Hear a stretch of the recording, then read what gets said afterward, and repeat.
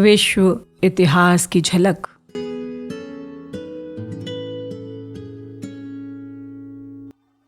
दक्षिण भारत के अनेक राजा, योद्धा और एक महापुरुष, ये शीर्षक है 45वें अध्याय का, जिसे लिखा गया था 13 मई 1932 को।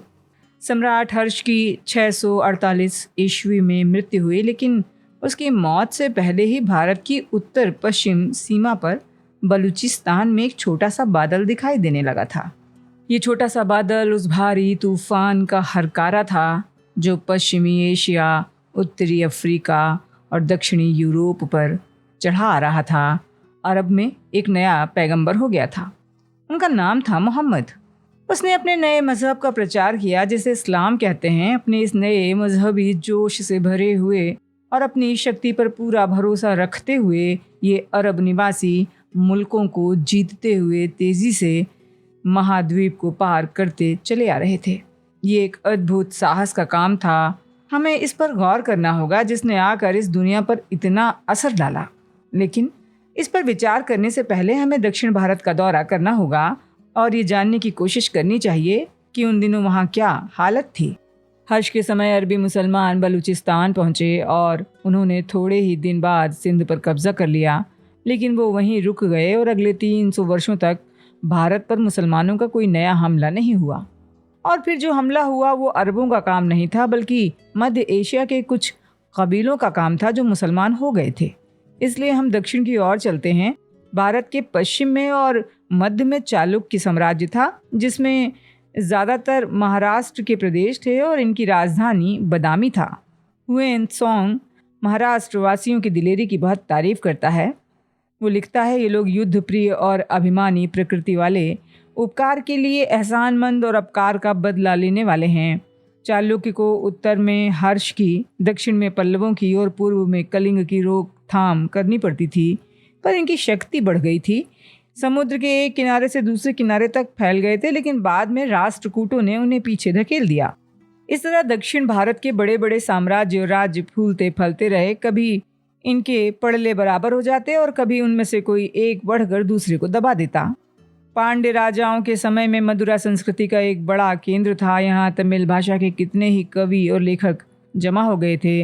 तमिल भाषा को कई प्राचीन पुस्तकें ईस्वी सन के शुरू में लिखी हुई हैं। पल्लवों के भी कभी शान के दिन थे। इनकी राजधानी कांचीपुर थी, जिसे हम आजकल कांजीवरम कहते हैं।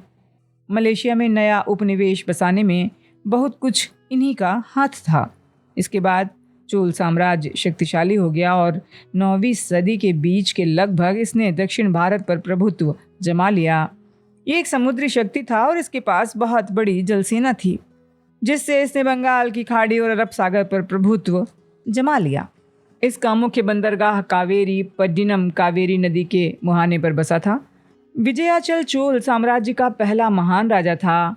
चोल उत्तर की ओर फैलते चले गए, पर अंत में राष्ट्रकूटों ने उन्हें अचानक हरा दिया। लेकिन राजा ने चोल राजवंश को फिर से ताकतवर बनाकर उसकी खोई हुई शान कायम कर दी।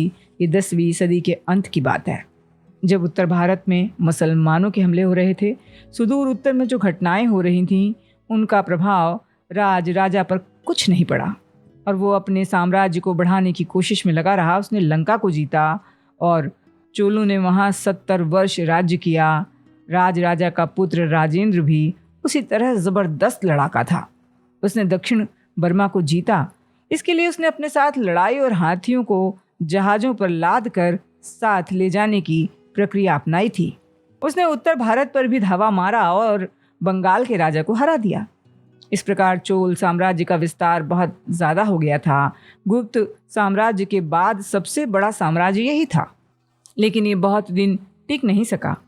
राजेंद्र एक महान योद्धा था, लेकिन मालूम होता है कि वो जालिम भी था। उसने जिन राज्यों को जीता था, उनके दिलों को जीतने की कोशिश नहीं की। राजेंद्र ने 10,013 ईस्वी से 10,044 ईस्वी तक राज किया। उसकी मृत्यु के बाद बहुत से आधीन राजाओं के विद्रोह ने चोल साम्राज्य के टुकड़े टुकड़े कर दिए। अपनी इन सैनिक सफलताओं के अलावा चोल लोग बहुत दिनों तक अपने समुद्री व्यापार के लिए मशहूर थे। उनके बनाए हुए सुंदर सूती कपड़ों की बड़ी मांग थी। उनका बंदरगाह कावेरी पट्टिनम बड़े चहल पहल की जगह थी। यहाँ दूर दूर के देशों से माल लेकर जहाज आते थे और माल ले जाते थे। वहाँ पर यवनों यानी यूनानियों की भी एक बस्ती थी। महाभारत में भी चोलों का जिक्र पाया जाता है। मैंने दक्षिण भारत के कई 100 वर्षों का हाल जहाँ तक हो सका संक्षेप में तुम्हें बताने की कोशिश की है। थोड़े शब्दों की इस कोशिश में शायद तुम घपले में पड़ जाओ, लेकिन हमारे पास समय नहीं है। हम अलग अलग राज्यों और राजवंशों की भूल भुलैया में खो जाएंगे। हमें तो संसार पर विचार करना है, और अगर उसके एक छोटे हिस्से पर ज़्यादा वक्त गंवा दें, फिर चाहे वो हिस्सा वही क्यों ना हो जहां हम रहते हैं, तो बाकी हिस्सों का हम वर्णन नहीं कर सकेंगे। लेकिन राजाओं और उनकी विजयों से ज़्यादा महत्वपूर्ण उस समय की संस्कृति और कला का लेख है। उत्तर भारत की बनस्पत दक्षिण में कला से संबंध रखने वाले बहुत ज़्यादा अवशेष पाए जाते हैं। उत्तर की बहुत सी यादगारें, इमारतें और पत्थर की मूर्तियाँ युद्धों और मुसलमानी हमलों में नष्ट हो गईं। दक्षिण भारत में ये चीज़ें मुसलमानों के पहुंचने के बाद भी बच गईं। ये बड़े दुर्भाग्य की बात है कि उत्तर भारत की बहुत सी सुंदर यादगारें नष्ट कर दी गईं। जो मुसलमान उत्तर भारत में आए, और याद रखो कि वो मध्य एशिया के निवासी थे, न कि अरब के, उनमें अपने मजहब के लिए जोश भरा था और वो मूर्तियों को नष्ट कर देना चाहते थे। लेकिन इन मूर्तियों के नष्ट हो जाने की शायद एक वजह ये थी कि पुराने मंदिरों से किलों और गढ़ों का काम लिया जाता था। दक्षिण के बहुत से मंदिर किलों की तरह मालूम होते हैं, जहाँ लोग हमला होने पर अपना बचाव कर सकते थे। इस तरह ये मंदिर पूजा के अलावा और बहुत से काम आते थे। मंदिरों में ही गांव के स्कूल होते थे, चौपाल और पंचायत घर होता था, और अंत में यदि ज़रूरत हो तो दुश्मनों से रक्षा के लिए वो किले के काम आते थे। इस तरह गांव की सारी जिंदगी मंदिर के चारों ओर घुमा करती थी। ऐसी हालत में मंदिर के पुजारी और ब्राह्मण कुदरती तौर पर सबके ऊपर रौब जमाते थे। लेकिन इस बात से कि इन मंदिरों से कभी कभी किलों का काम लिया जाता है, हम ये समझ सकते हैं कि मुसलमान हमलावर मंदिरों को नष्ट क्यों करते थे। इसी ज़माने का बना हुआ एक सुंदर मंदिर तंजौर में है, जिसे चोल सम्राट राज राजा ने बनवाया था। बादामी में भी बहुत सुंदर मंदिर है और कांजीवरम में भी। लेकिन उस ज़माने की सबसे अद्भुत इमारत वेरूल एलोरा का कैलाश मंदिर है, जो चट्टान काट कर बनाने की कारीगरी का चमत्कार है। इस मंदिर को बनाने का काम 8वीं सदी के आखिरी हिस्से में शुरू हुआ था। कांसे की मूर्तियों में भी बहुत सुंदर नमूने मिलते हैं। इसमें नटराज यानी शिव के तांडव नृत्य की मूर्ति बहुत मशहूर है। चोल सम्राट राजेंद्र प्रथम ने चोलापुर में सिंचाई के लिए ज़बरदस्त बांध बनवाया था, जो ठोस चूने का था और 16 मील लंबा था। बांध और नहरों के बनने के 100 वर्ष बाद एक अरब यात्री अल बेरूनी वहां गया और उसे देखकर चकित हो गया। वो लिखता है, हमारे देशवासी इन्हें देखकर ताज्जुब करते हैं और उनका बयान तक नहीं कर पाते। इनके समान कोई चीज़ बनाना तो दूर रहा। मैंने इस पत्र में कई राजाओं और राजवंशों का जिक्र किया है, जिन्होंने कुछ दिन तक शान का जीवन बिताया, फिर गायब और विस्मृत हो गए। लेकिन इसी समय दक्षिण भारत में इससे भी ज़्यादा निराले व्यक्ति ने जन्म लिया, जिसने भारत की ज़िंदगी में सारे राजाओं और सम्राटों से ज़्यादा महत्व का हिस्सा लिया। वो नवयुवक शंकराचार्य के नाम से मशहूर हैं। शायद वो 8वीं सदी के अंत में पैदा हुए थे। मालूम होता है कि वो एक अद्भुत प्रतिभाशाली व्यक्ति थे। वो हिंदू धर्म के एक विशेष बुद्धिवादी रूप के, जिसे शैव मत कहते हैं, पुनरुद्धार में लग गए। वो अपनी बुद्धि और तर्क के बल पर बौद्ध धर्म के खिलाफ लड़े। बौद्ध संघ की तरह इन्होंने सन्यासियों का संघ बनाया, जिसमें सभी जातियों के लोग शामिल हो सकें। उन्होंने सन्यासियों के संघ के 4 केंद्र उत्तर भारत, पश्चिम, दक्षिण और पूर्व के चारों कोनों में स्थापित किए। उन्होंने सारे भारत की यात्रा की। वो जहाँ गए सफल हुए। एक विजेता के रूप में बनारस आए। अंत में वो हिमालय पर केदारनाथ गए, जहाँ हमेशा जमी रहने वाली बर्फ की शुरुआत होती है, और वहीं उनकी मृत्यु हो गई। जब मृत्यु हुई तो वो केवल 32 साल के थे, या इससे कुछ आसपास। शंकराचार्य के कामों का लेखा जोखा अद्भुत है। बौद्ध धर्म जो उत्तर भारत से दक्षिण भगा दिया गया था, करीब करीब गायब हो गया था। हिंदू धर्म और शैव मत कहलाने वाला उसका एक रूप सारे देश में फैल गया। शंकर के ग्रंथों, भाष्यों और तर्कों से सारे देश में बौद्धिक हलचल मच गई। शंकर सिर्फ ब्राह्मणों के ही महान नेता नहीं थे, बल्कि मालूम होता है उन्होंने जनसाधारण के चित्त को मोह लिया था। ये एक असाधारण बात मालूम होती है कि कोई आदमी सिर्फ बुद्धि के बल पर एक महान नेता बन जाए और फिर करोड़ों आदमी और इतिहास पर अपनी छाप डाल दे। बड़े योद्धा और विजेता इतिहास में नाम कर जाते हैं, वो या तो लोकप्रिय हो जाते हैं या नफरत के पात्र, और कभी कभी वो इतिहास को भी ढालते हैं। महान धार्मिक नेताओं ने करोड़ों दिलों को हिलाया है, उसमें जोश की आग भरी है, लेकिन ये सब कुछ हमेशा श्रद्धा के आधार पर हुआ है। उन्होंने भावनाओं को अपील की है, उन पर असर डाला है।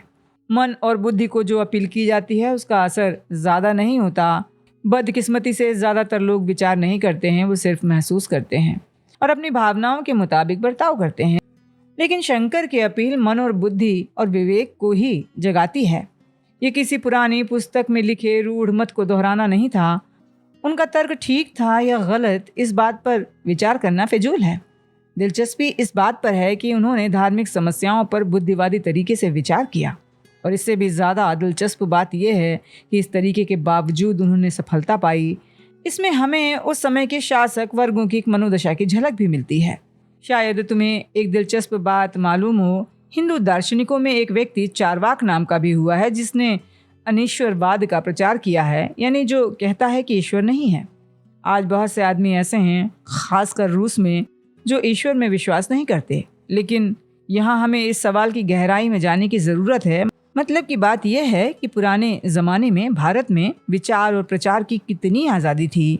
उस वक्त वो आज़ादी थी जिसे ईमान की आज़ादी कहा जाता है। ये बात यूरोप में अब तक नहीं थी, और आज भी इस मामले में कुछ पाबंदियां हैं। शंकर की छोटी लेकिन सरगर्म जिंदगी से एक ये सच्चाई जाहिर होती है कि सारे भारत में सांस्कृतिक एकता थी।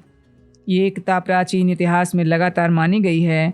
भूगोल के लिहाज से तुम जानती हो, भारत करीब करीब एक इकाई है। राजनीतिक लिहाज से भारत अक्सर टुकड़ों में बटा रहा है। हालांकि कभी कभी सारा देश एक ही केंद्रीय सत्ता के अधीन भी रहा है, लेकिन संस्कृति के लिहाज से हमारा देश हमेशा एक रहा है, क्योंकि इसकी पृष्ठभूमि, इसकी परंपराएं, इसकी मजहब, इसके वीर वीरांगनाएं, इसकी पौराणिक गाथाएं, इसकी विद्वता से भरी भाषा, संस्कृत, देश में बिखरे हुए इसके तीर्थ स्थान, ग्राम पंचायतें, इसकी विचारधारा, इसकी शासन प्रणाली शुरू से एक से चले आ रहे हैं। औसत भारतवासी की नज़र में सारा भारत पुण्य भूमि था, और बाकी की दुनिया में ज़्यादातर मलेच्छ और बर्बर लोग रहा करते थे। इस तरह भारतीयता की एक आम भावना पैदा हुई है, जिसने देश के राजनीतिक विभाजनों की ज़्यादा परवाह नहीं की, बल्कि उन पर विजय हासिल की। ये खास तौर से इसलिए हो सका कि गांवों में पंचायती राज की प्रथा कायम रही, ऊपर चाहे जो भी परिवर्तन क्यों ना होते रहे हों। शंकर का अपने मठों यानी सन्यासियों के संघ के आश्रमों के लिए भारत के चारों कोनों को चुनना इस बात का सबूत है कि वो भारत को सांस्कृतिक इकाई समझते थे, और उनके कड़े आंदोलन की थोड़े ही समय में सारे देश में एक महान सफलता ये जाहिर करती है कि बुद्धिवादी और संस्कृति की धाराएं कितनी तेजी से देश के एक कोने से दूसरे कोने तक पहुंच जाती हैं।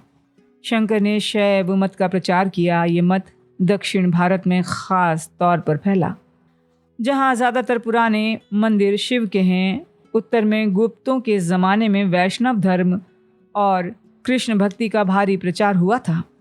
हिंदू धर्म के इन दोनों संप्रदायों के मंदिर एक दूसरे से बिल्कुल अलग हैं।